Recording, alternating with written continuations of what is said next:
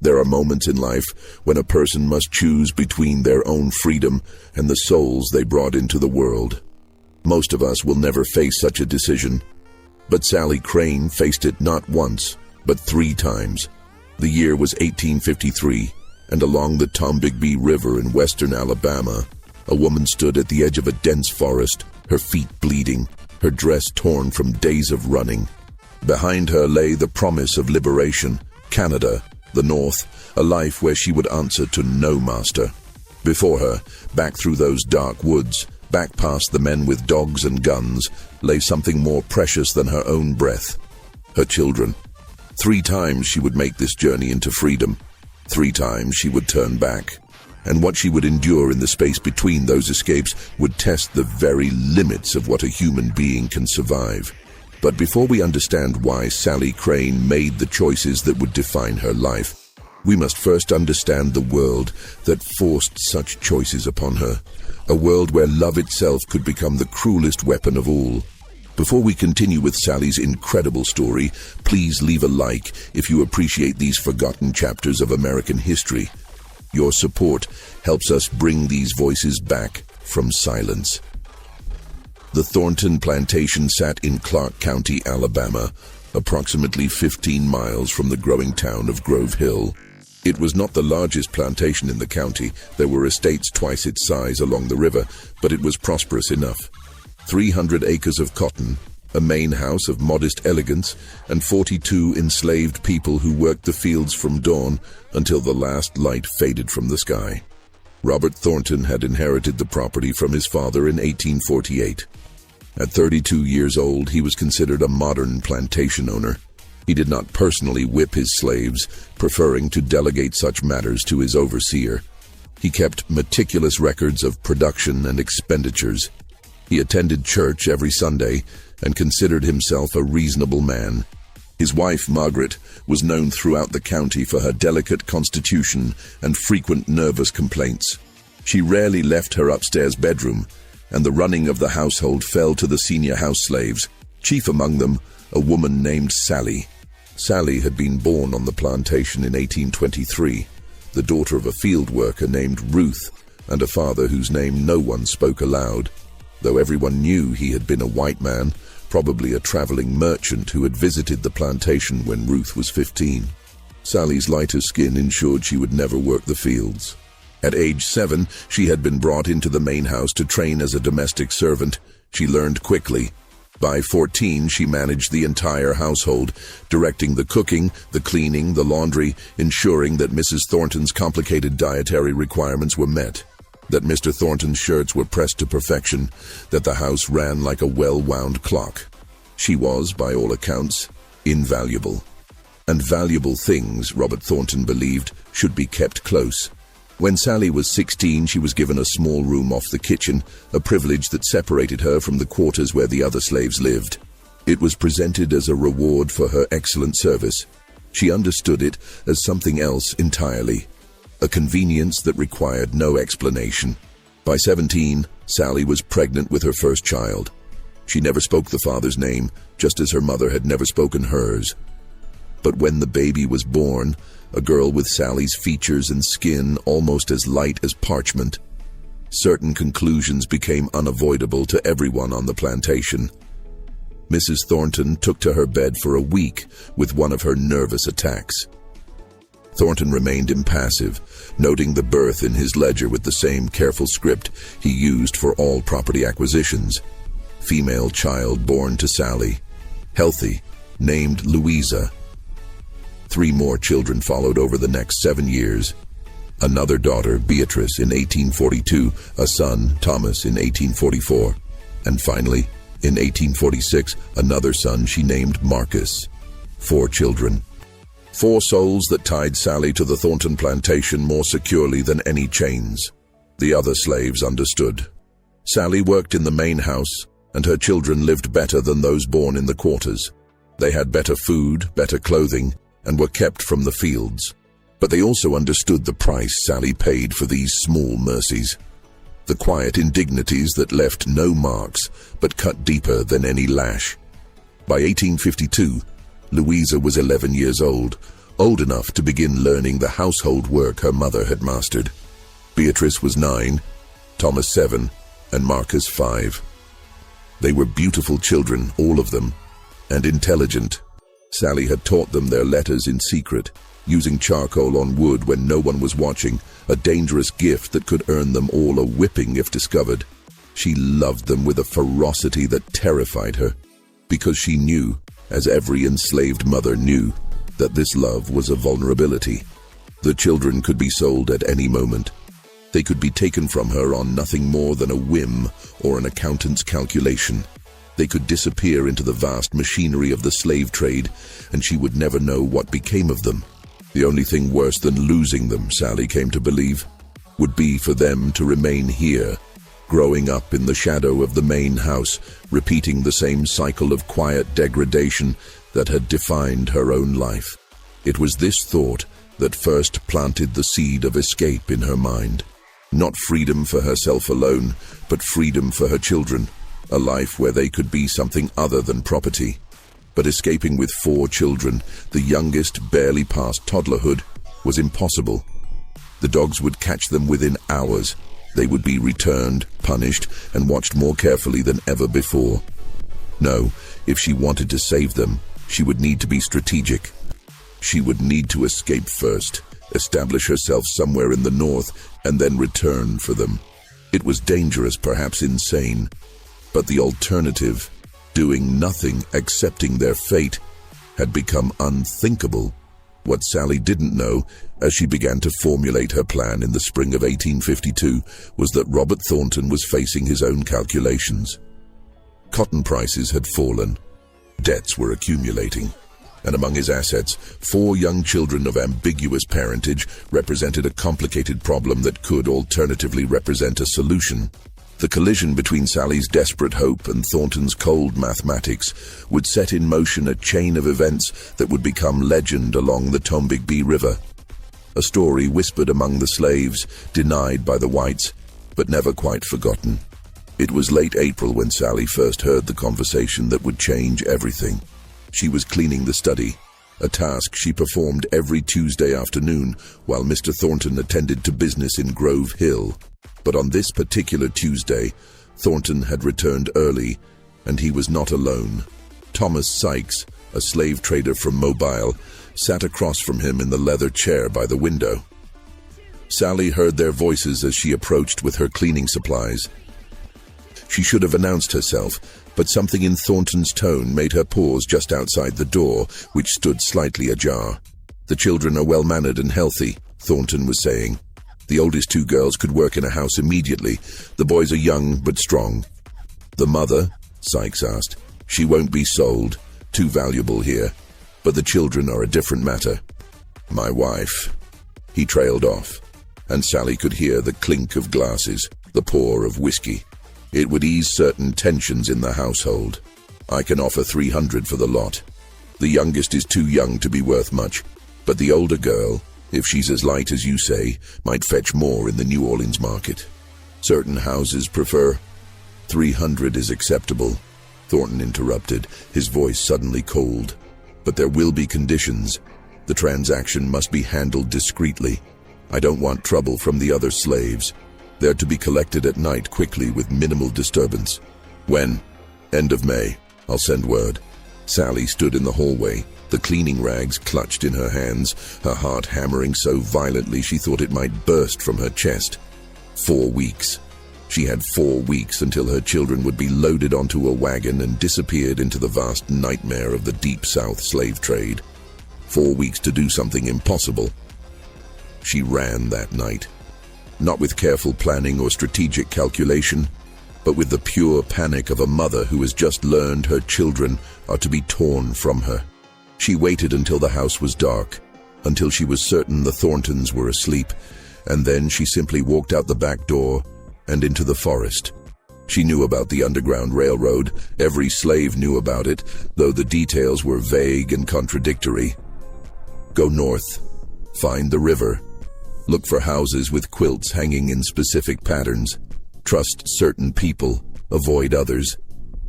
It was more rumor than information, but it was all she had. For 3 days, Sallie traveled north through the Alabama wilderness.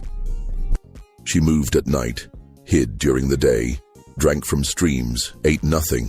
She could hear the dogs in the distance sometimes searching, but the heavy spring rains had made tracking difficult, and she had rubbed her feet and legs with wild onions to confuse the scent. On the 4th day, hungry and exhausted, she reached the Tennessee border. A freedman in a small settlement there gave her bread and told her she would need to continue northeast toward Nashville, where she might find people who could help. He gave her the name of a church, a password to speak at the door. Sallie stood at a crossroads, literally and figuratively. Before her lay the path to Tennessee, to Nashville, to freedom.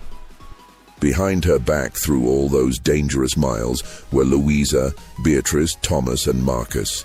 She thought of her oldest daughter, who sang while she worked and had a gift for making people smile. She thought of Beatrice, serious and watchful, who noticed everything. She thought of Thomas, who loved stories and would beg Sallie to tell him about places beyond the plantation. She thought of Marcus, who still sometimes crawled into her bed at night, seeking the comfort of her presence. 4 weeks until they were sold. If she continued north, she might eventually establish herself somewhere, earn money, and try to buy them. But that could take years, and by then they could be anywhere, scattered across the South, impossible to trace. If she went back now, she would be punished, but they would still be there. The choice seemed impossible, but for Sallie it was actually very simple. She turned around and began walking south. She arrived back at the Thornton Plantation on the 6th night after her escape. She walked directly to the main house and knocked on the door. When Robert Thornton opened it, candle in hand, she stood on the porch and said simply, "I came back. Please don't sell my children." What happened next would become the subject of much debate in the years that followed. Some said Thornton was moved by her plea. Others said his calculations had simply changed. A slave who would voluntarily return from freedom was a slave who could be controlled through her children, a valuable realization.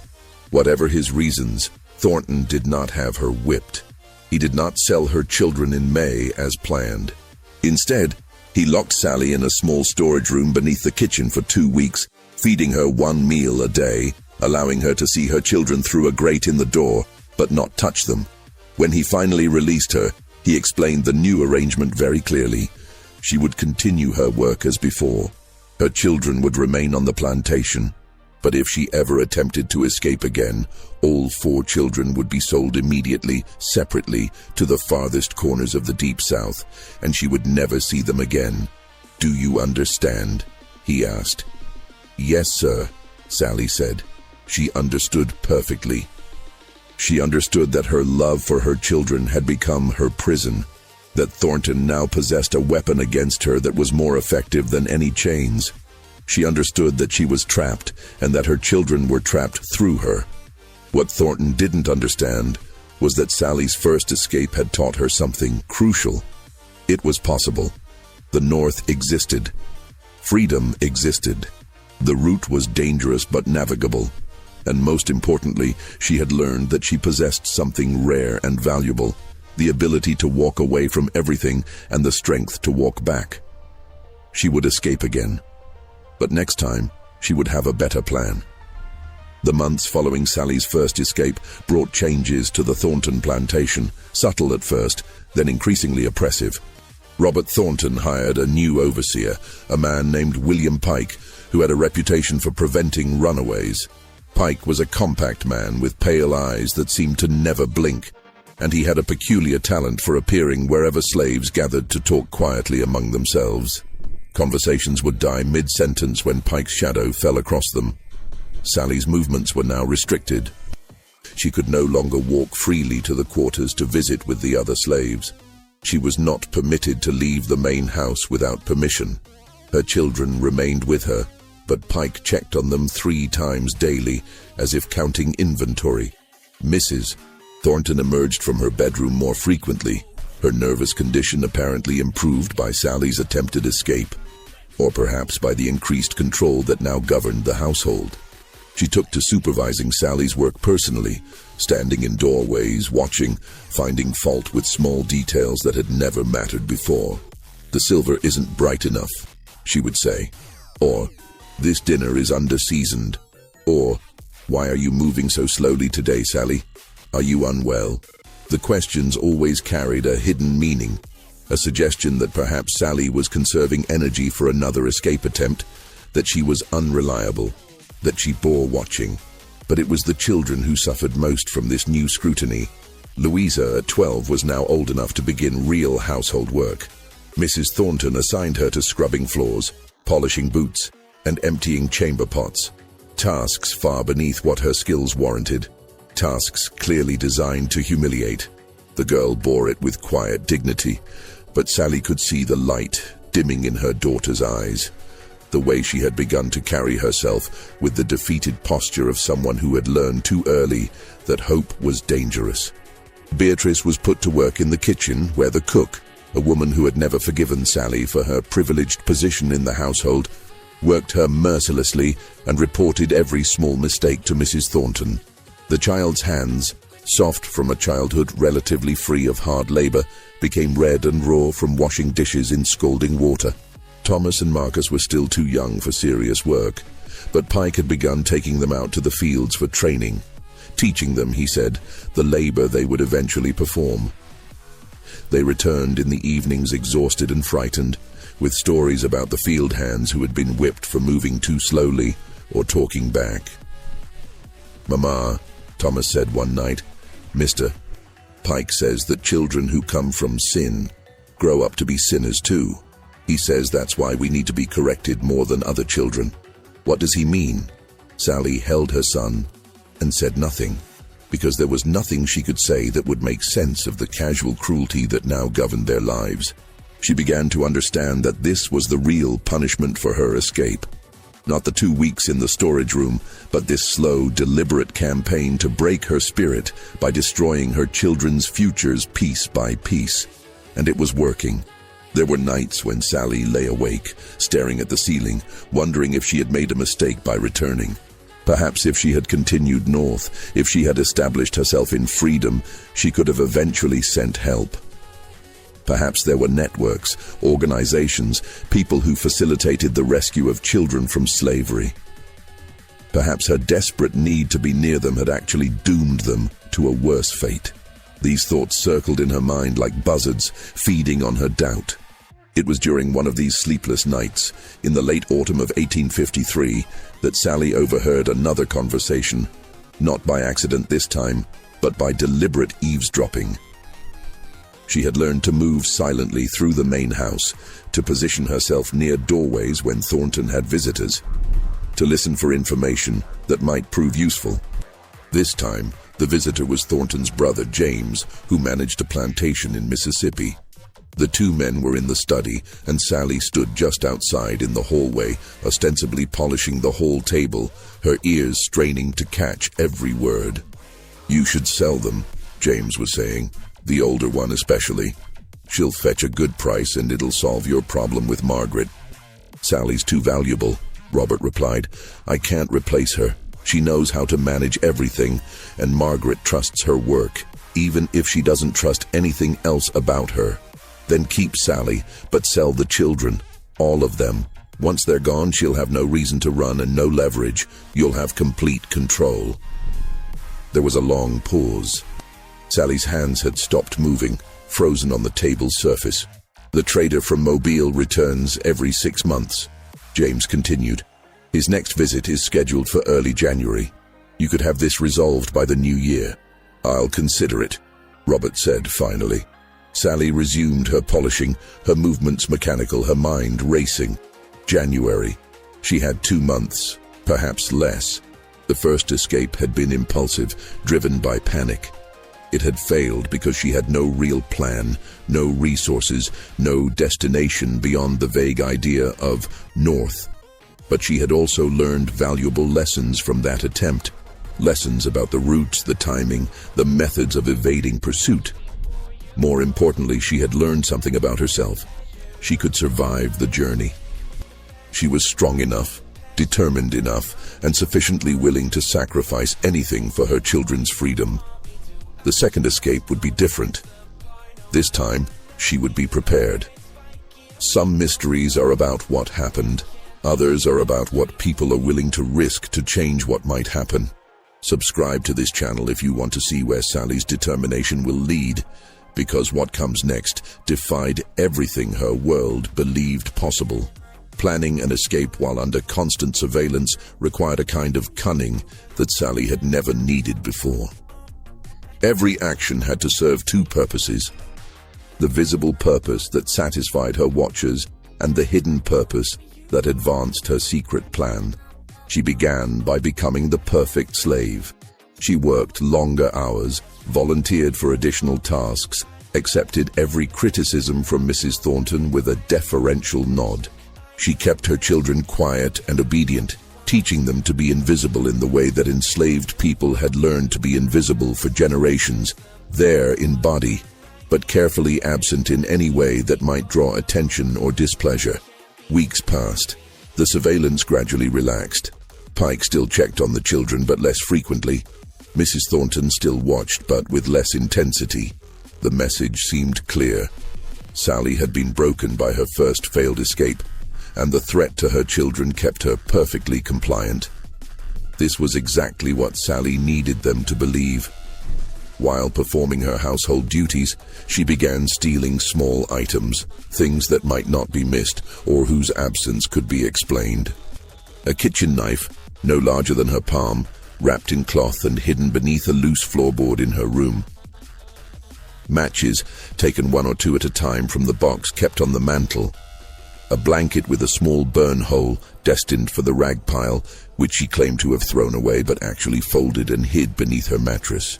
She also stole food, but only in the most careful way, slightly undersalting the meals she prepared and keeping the extra salt for herself, overestimating the flour needed for bread and secreting away the excess handful by handful, claiming that the chickens were laying poorly while actually hiding 2 eggs a week in a tin buried behind the kitchen building.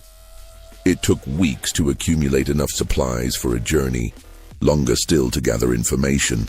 The other slaves became her inadvertent intelligence network.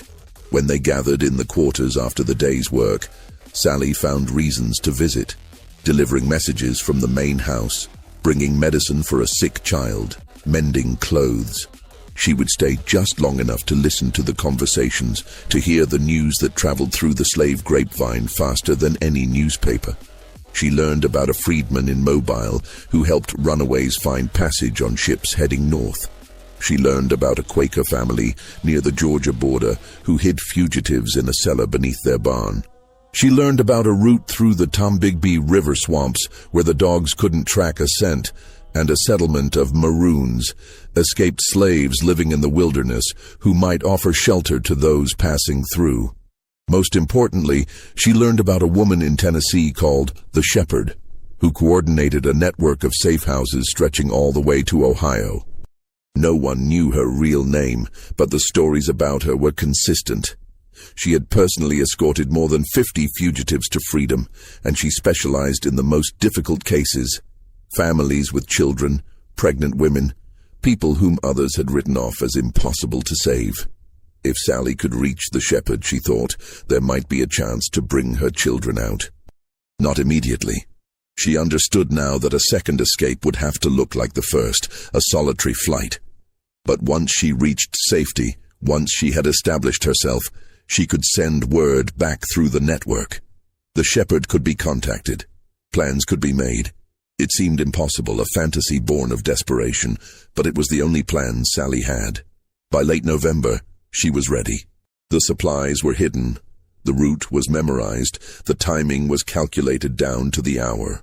She would leave on a moonless night during the week when Thornton traveled to Mobile for business. Pike would still be on the plantation, but he usually slept heavily after his evening drinking, and Sallie knew which floorboards in the main house creaked and which were silent. She set the date, December 3rd, 1853. But 3 days before her planned escape, something unexpected happened that would change everything about her calculations. It was late afternoon, and Sallie was preparing dinner when Louisa came running into the kitchen, her face flushed with excitement and fear. "Mama," she gasped. "There's a man here. He came to the quarters looking for you. He says he has a message from your mother."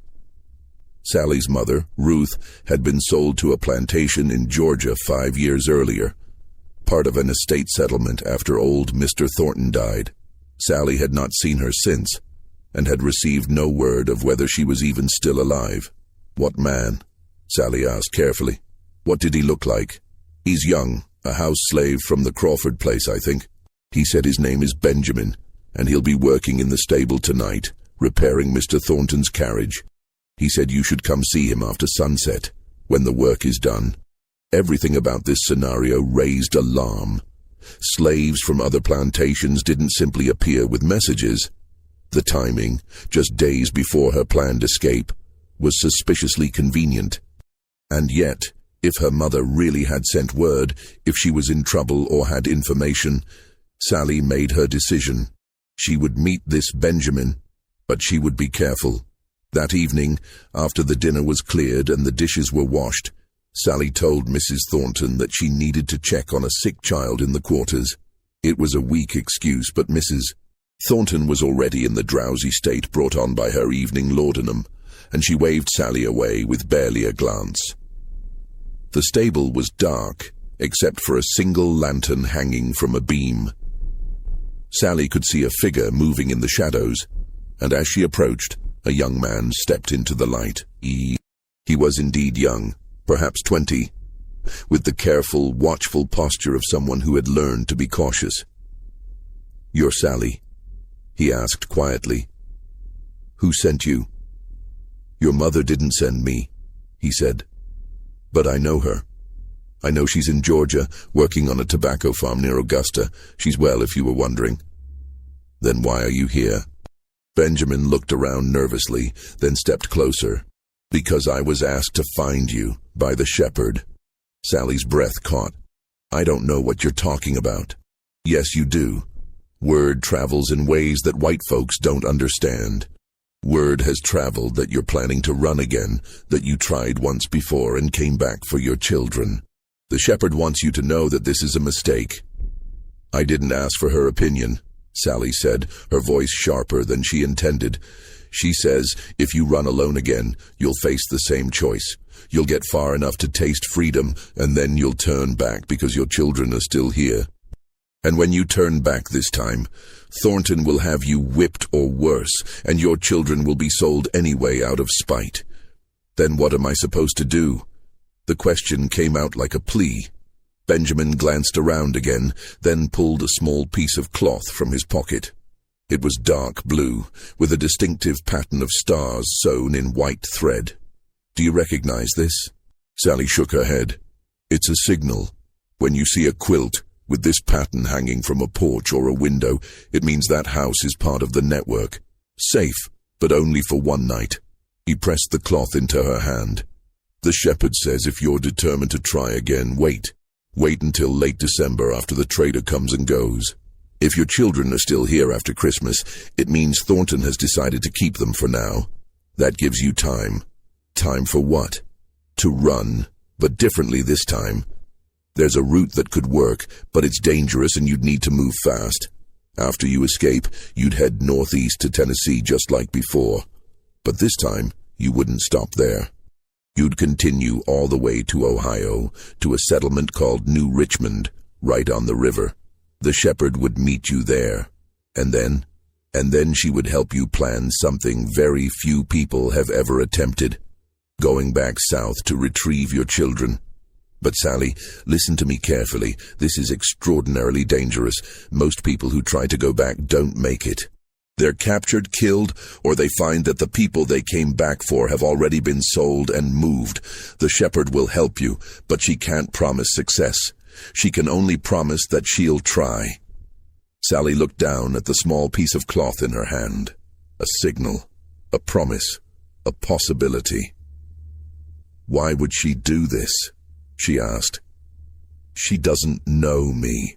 The shepherd believes that every person who escapes and makes it to freedom proves that the whole system is a lie, and every person who goes back to save their family proves something even more powerful, that love is stronger than the chains they use to bind us.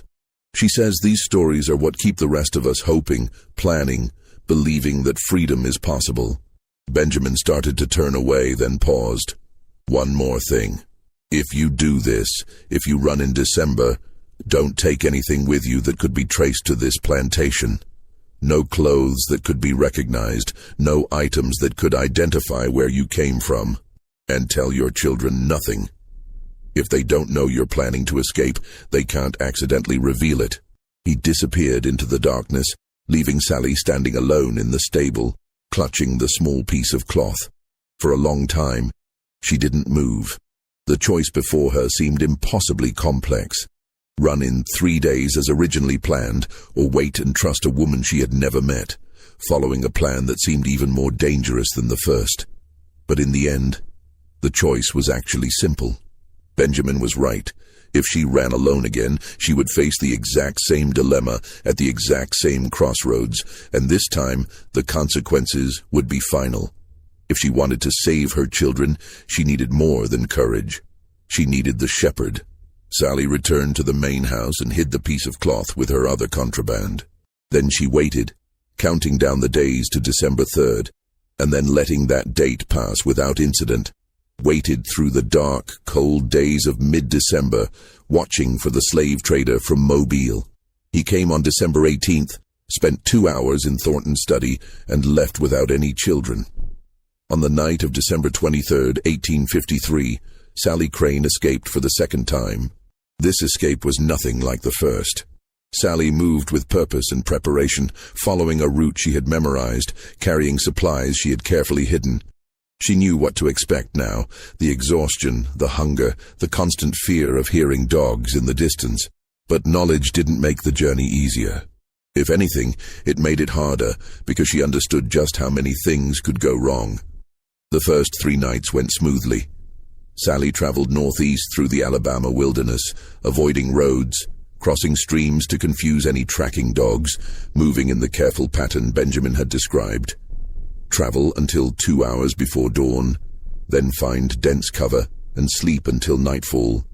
Eat sparingly, drink from moving water only, leave no trace. On the 4th night, she reached a small farmhouse with a quilt hanging in the window, the star pattern Benjamin had shown her. She approached carefully, watching for any sign of a trap. When she finally knocked on the door, a white woman opened it, took one look at her, and said simply, "You're expected. Come in." The woman, who never gave her name, fed Sallie, let her wash, and gave her different clothes, plain homespun that could belong to anyone, with no identifying features. Before dawn, she directed Sallie to a barn a mile north, where she should rest during the daylight hours. "There's a family there, freedmen," the woman said. "Tell them Charlotte sent you. They'll know what to do." And so began a pattern that would repeat across Alabama and into Tennessee, a series of strangers who asked no questions, demanded no explanations, simply provided food, shelter, directions to the next stop. Some were white, some were freed blacks, some were slaves themselves, risking everything to help someone they would never see again. Each time Sallie left one of these safe houses, she marveled at the vast invisible network that connected them. A conspiracy of compassion operating right under the noses of the slave-holding class, silent and efficient and extraordinarily dangerous for everyone involved. She crossed into Tennessee in early January, her feet blistered and bleeding despite the boots one of the helpers had given her. The winter had turned bitter, and on some nights she could see her breath crystallizing in the air. She wrapped herself in the stolen blanket and kept moving, driven by the thought of her children and the promise of the shepherd. The Ohio River appeared in mid-January, a vast sheet of gray water that marked the boundary between slavery and freedom. New Richmond lay on the northern bank, a small settlement of freedmen and abolitionists who had made helping fugitives their purpose. Sallie crossed the river in a small boat, piloted by a black man who asked her only one question. "First time crossing?" "Second time running," she answered. "First time crossing." He nodded as if this made perfect sense and said nothing more until they reached the opposite shore. New Richmond consisted of perhaps 30 buildings clustered along the riverbank. Simple structures, but clean and well-maintained. Sallie was directed to a church at the center of the settlement, where she found a dozen other fugitives, all recently arrived, all carrying the same expression of exhausted disbelief that they had actually made it. And there, in that church, Sallie met the shepherd. She was not what Sallie expected. The stories had made her seem almost mythical, but the woman who approached her was simply a woman, perhaps 40 years old, with gray streaking her hair and the calm, assessing gaze of someone who had seen every variation of human desperation and learned not to flinch from it. "You're Sallie," she said. It wasn't a question. "Yes, ma'am. You made good time, faster than I expected." The shepherd gestured to a bench. "Sit. You look exhausted." "I need to go back," Sallie said immediately. "My children—" "I know, Benjamin told me, but you're not going anywhere right now. You need to rest, heal, and prepare. What you're proposing is extremely difficult, and if you rush into it, you'll fail." Over the next 2 weeks, Sallie learned what it would take to return for her children. The shepherd had done this before, not often, but enough times to have developed methods that gave a reasonable chance of success. "The key," she explained, "is that you can't go back the same way you escaped. Thornton will have increased security. He'll expect you to return and he'll be watching for you. So instead, you'll approach from a different direction, posing as a house slave hired out from another plantation. I know people in Georgia who can provide documentation, forged but convincing. You'll need to stay in the area for a few weeks, working, establishing yourself as someone legitimate. Then, when the moment is right, you'll take your children and run. But this time, you'll have help waiting at each stage."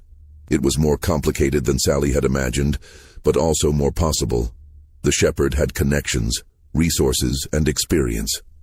She had helped families reunite before. But there was a problem. "The timing is wrong," the shepherd said. "January and February are the worst months for this kind of operation. The days are short, the weather is unpredictable, and people are watching their slaves more carefully, because winter is when most escape attempts happen. You'd have a better chance if you waited until spring, when the days are longer and the roads are busier." "Spring?" Sallie felt panic rising in her chest. "That's months away. What if they sell my children before then?" "It's a risk," the shepherd acknowledged, "but it's a smaller risk than trying this operation in winter. If you attempt it now, you'll probably be caught. If you wait, you'll have a real chance." Sallie wanted to argue, to insist that she couldn't wait, that every day apart from her children was unbearable. But she had learned something crucial from her first escape. Impulsive decisions led to failure. Strategic thinking gave her a chance. She agreed to wait. Those 3 months in New Richmond were the strangest of Sallie's life. She was free, truly free, for the first time since birth. She could walk wherever she wanted, speak without permission, earn wages for her work. The community welcomed her, gave her a place to stay, and several families offered her permanent employment if she chose to remain. But Sallie spent every day preparing to leave. She worked in various households, learning to forge the behaviors and speech patterns of a hired slave rather than a fugitive. She memorized new routes, new safe houses, new signals. She saved every penny she earned, knowing she would need money for the return journey. And every night, she lay awake thinking about Louisa, Beatrice, Thomas, and Marcus. Wondering if they thought she had abandoned them. Wondering if Thornton had told them that she had run away and would never return. Wondering if they hated her for leaving. The shepherd seemed to understand these thoughts without Sallie having to speak them aloud. "They won't hate you," she said one evening. "They'll be frightened and confused, but they won't hate you, because children have a way of understanding love even when they don't understand the circumstances. And what you're doing, this is love in its purest and most dangerous form." In early April of 1854, the shepherd declared that Sallie was ready. The plan was set. The forged papers were prepared, identifying Sallie as a slave named Mary, hired out from a plantation in Georgia to work for a family in Grove Hill, Alabama, less than 20 miles from the Thornton Plantation. She would work there for 3 weeks, establishing her cover. Then, on a specified night, she would walk to the Thornton property, find her children, and escape with them using a route that would take them west into Mississippi before turning north, a counterintuitive direction that pursuers wouldn't expect. Once you take them, you'll have maybe 12 hours before the alarm is raised, the shepherd said. That's not much time to get 4 children far enough away to be safe, so you'll need to move fast, and you'll need them to obey you without question. Can they do that? They can, Sallie said with certainty. She had raised her children to be resilient, to understand that survival sometimes meant doing difficult things without explanation. Then may God go with you, the shepherd said, because from here on out, the plan only works if everything goes right. One mistake, one bad piece of luck, one person who doesn't do what they're supposed to do, and you'll all be captured. I understand, Sallie said. She didn't add what she was thinking, that she would rather die trying to free her children than live safely without them. That freedom without them was just another kind of slavery. That this was not about courage or heroism, but about the simple, terrible mathematics of a mother's love. On April 12th, 1854, Sallie Crane returned to Alabama under an assumed name, carrying forged papers with a plan that required perfect execution and extraordinary luck. What she didn't know was that Robert Thornton had spent the last 4 months developing his own plan, one that would turn Sallie's love for her children into the trap that would finally break her completely. Just when we thought we understood Sallie's journey, everything is about to change. Leave a comment if you've been moved by this story, because what happens next will test the limits of what one person can endure. The family in Grove Hill who hired Mary were named Larson, and they were exactly as the shepherd had described. Northern transplants, uncomfortable with slavery, but not opposed enough to reject it outright. Guilty enough to treat their hired help with a degree of courtesy that made them easy to manipulate. Sallie worked in their household for 3 weeks, performing her duties flawlessly while gathering information about the surrounding area. She learned which roads were regularly patrolled, which families kept dogs, which plantations had recently experienced runaway attempts and were therefore on high alert. She also heard news from the Thornton Plantation, delivered inadvertently by Mrs. Larson, who enjoyed gossip. That terrible business with the Thornton slave, she said one afternoon while Sallie was serving tea to her guests. The woman who ran away twice.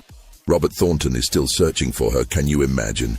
He's convinced she'll try to come back for her children, though I can't imagine why she would risk it. What happened to the children? One of the guests asked. Oh, they're still there, working in the house and fields. Thornton won't sell them. He says they're his insurance that the mother will eventually return. Some say he wants her back just so he can make an example of her. A public whipping, or worse. Sallie's hands had trembled slightly as she poured the tea, but she kept her expression neutral, the mask of polite servitude perfectly maintained. The children were still there. Her gamble had paid off. Thornton had kept them specifically because he expected Sallie to return, which meant she had been right. They were his weapon against her, but also her reason to risk everything. On the night of May the 1st, exactly 3 weeks after her arrival in Grove Hill, Sallie informed Mrs. Larson that her sister in town was ill, and she had permission to visit her that evening. It was a weak lie, but Mrs. Larson was already preparing for bed, and too drowsy with her own laudanum to question it closely. Sallie walked out of the Larson house with nothing but the clothes on her back and a small bundle containing food, water, and a knife. She moved quickly through the darkened streets of Grove Hill, then out into the countryside, heading south toward the Thornton Plantation. She arrived near midnight, approaching from the west as planned, moving through fields she had once known as well as her own hands. Everything looked the same. The main house with its windows dark, the quarters where the slaves slept, the outbuildings arranged like pieces on a game board. But something felt wrong. Sallie paused at the edge of the tree line, every instinct screaming at her to stop, to observe, to wait. The plantation was too quiet. There should have been sounds, dogs, night birds, the creaking of buildings settling. Instead, there was only silence, thick and oppressive. She almost turned back, almost trusted her instincts and retreated into the darkness. But then she saw a small figure emerge from the quarters, one of the children. She couldn't tell which one in the darkness, but the size and movement were right. The figure walked toward the well, and Sallie felt her heart leap. One of her children, right there, less than 100 yards away. She stepped out of the tree line and moved quickly across the open ground. The figure at the well turned, and even in the darkness, Sallie could see her daughter's face. Beatrice, 10 years old now, grown thin but recognizable. "Mama." The word was barely a whisper. "Yes, baby. It's me. Where are your sister and brothers?" "In the quarters, sleeping." "Mama, you came back." "Hush, sweetheart, we don't have time.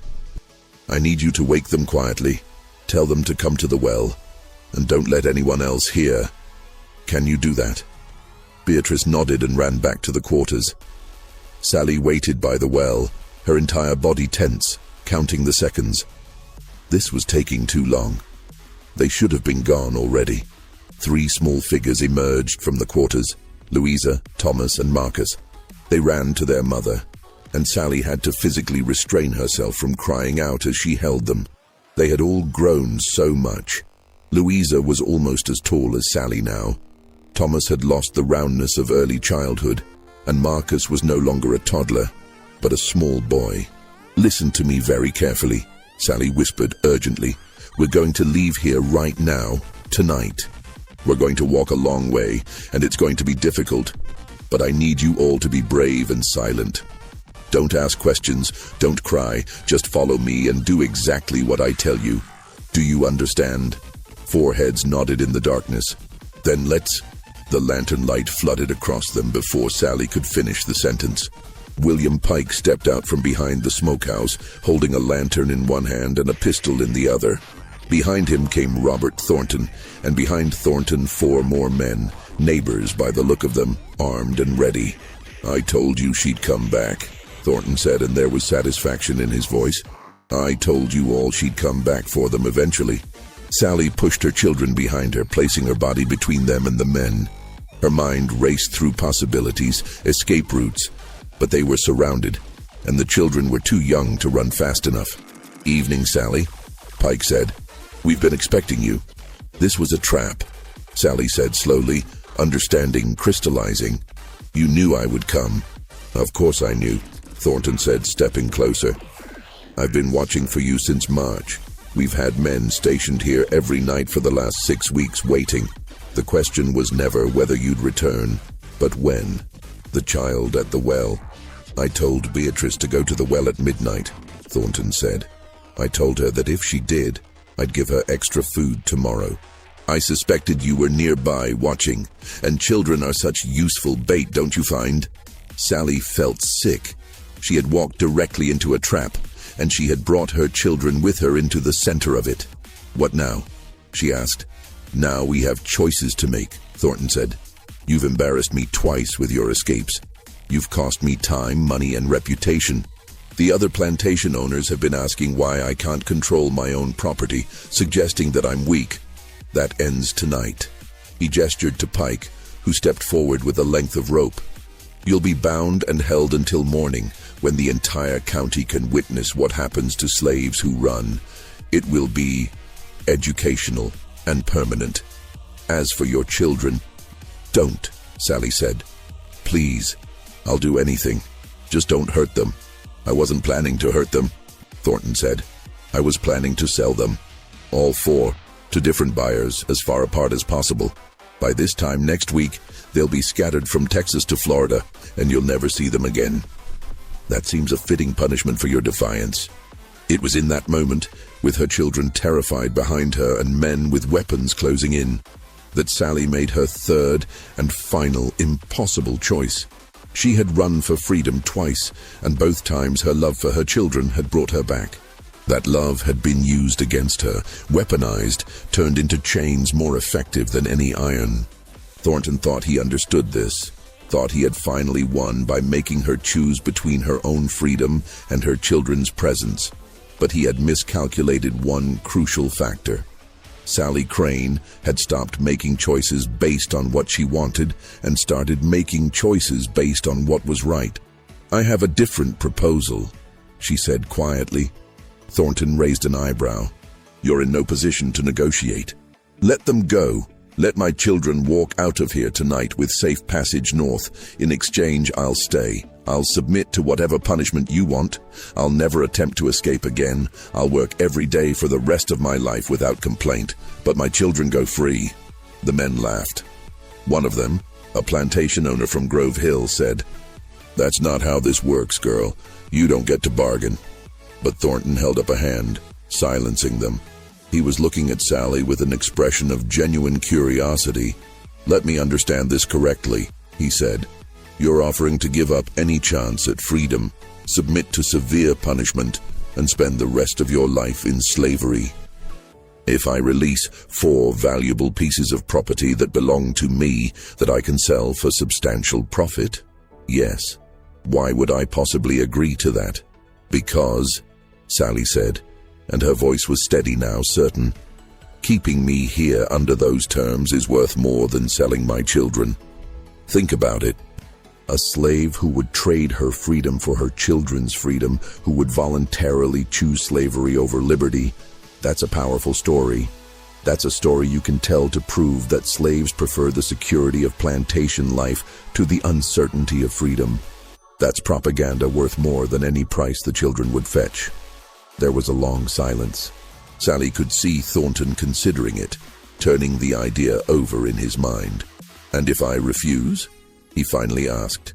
"Then you'll have to explain to everyone tomorrow morning why you needed 6 armed men to capture 1 unarmed woman and 4 children. You'll have to explain why your security was so poor that I managed to escape twice and infiltrate your property a 3rd time. People will ask questions about competence, about control. The embarrassment you mentioned? It'll get worse, not better." More silence. Sallie could feel her children pressed against her back, trembling but silent. She silently prayed they would forgive her for what she was about to do. "I won't sell them," Thornton said finally, "but I won't free them either. They'll be bound out to different plantations, hired labor, with contracts that bring them back here every year. They'll be separated but alive and accounted for. And you'll remain here under strict supervision as an example of the maternal devotion that proves the benevolence of our system." It wasn't freedom. It wasn't even close to what Sallie had hoped for. But it was life, and it was the possibility that someday, somehow, her children might find their own paths to liberty. "I agree," Sallie said. And that was how Sallie Crane's 3rd escape ended, not in freedom, but in a different kind of victory that no one watching quite understood. The whipping happened at dawn, in front of the assembled slaves from 3 different plantations. Thornton made it a spectacle just as he had promised. 20 lashes delivered by pike with mechanical precision, while Sallie stood tied to a post and made no sound. She had told her children not to watch, but they did anyway, lined up with the other slaves, witnessing what their mother was willing to endure for them. After it was finished, after Sallie collapsed and was taken to the quarters to recover, Thornton addressed the assembled crowd. He spoke about loyalty, about the bonds between slaves and masters, about how Sallie's choice to return proved that freedom was not always preferable to the security of knowing one's place. It was, as Sallie had predicted, propaganda. But it was also her children's lives. Over the next 2 weeks, the children were bound out to different plantations, as Thornton had promised. Louisa went to a family in Grove Hill who needed a house girl. Beatrice was sent to a plantation near Mobile. Thomas and Marcus, considered too young for serious work but old enough to learn, were placed with farmers who paid Thornton a small annual fee for their labor. They were allowed to visit their mother once per year, on Christmas Day, for exactly 1 hour. Sallie lived another 17 years on the Thornton Plantation. She worked in the main house until she was too old to manage the physical demands, then was relegated to lighter tasks, mending clothes, shelling peas, supervising the younger house slaves. She never attempted to escape again, and she never spoke about her 3 journeys to anyone who might record them. But the story spread anyway, in the way that slave stories always spread, through whispered conversations, through coded spirituals, through the invisible network that connected every plantation in the South. The story of the woman who escaped 3 times and returned for her children became a legend, told and retold until it took on aspects of myth. Some versions said she had magical powers. Others said she made a deal with the devil. Still others claimed she was helped by angels disguised as abolitionists. The truth was simpler and stranger. Sallie Crane was simply a mother who loved her children more than she loved freedom, and who understood that sometimes the most radical act is not escape, but return. What happened to the children after emancipation in 1865 is a matter of some historical debate. Records from the period are incomplete, and the Thornton Plantation was partially burned during a raid in the final months of the Civil War. But there are fragments, census records from 1870 that list 4 individuals with the surname Crane living in different parts of Alabama and Mississippi. A letter discovered in the Ohio Historical Society archive, dated 1873, from a woman named Louisa Crane to a freedmen's school, inquiring about educational opportunities for her children and mentioning that her mother had taught her to read in secret when she was young. And most intriguing of all, a newspaper article from the New Richmond Settlement newspaper in 1868, reporting on the arrival of an elderly, formerly enslaved woman who claimed to have met the shepherd 20 years earlier and was returning to thank her. The woman's name was not recorded, but the article notes that she came from Alabama and had 4 adult children living in the North. Was this Sallie Crane? The evidence is circumstantial, but compelling. What we know for certain is that Sallie died in 1870, at age 47, never having left Clark County, Alabama, after her 3rd return. She was buried in the small cemetery behind the quarters, in an unmarked grave among dozens of other unmarked graves. But the fact that her story survived, that it was remembered and repeated and eventually written down, suggests that her choices meant something to the people who witnessed them, something that transcended the brutal mathematics of slavery and spoke to a more fundamental truth about love, sacrifice, and the different forms that freedom can take. There are historians who argue that Sallie Crane made a mistake, that she should have continued north and never looked back, that her maternal instinct was manipulated by Thornton to serve the interests of the slaveholding class, that her story was used as propaganda to justify an evil system. These historians are probably right. But there are other historians who argue that Sallie Crane understood something that her captors never did, that true freedom isn't just about where you live or who controls your labor, but about the ability to make choices that reflect your values, even when those choices come with terrible costs. That by turning back 3 times, she retained a form of autonomy that pure escape could never have given her. These historians are probably also right. The truth, as with most truths about slavery, is complicated and painful, and doesn't resolve into easy lessons.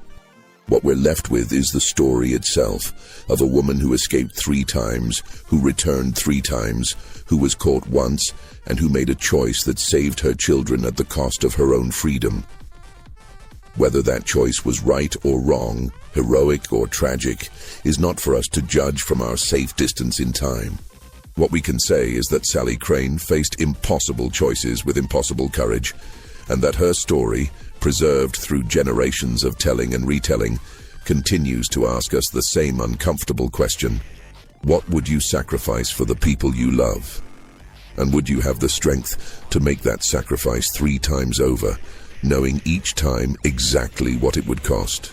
The Alabama slave Sallie Crane never escaped to permanent freedom, but in a system designed to strip enslaved people of every form of agency, every possibility of choice, every opportunity to act according to their own values and desires, she found a way to choose. 3 times she chose. Perhaps that, in the end, was its own kind of freedom.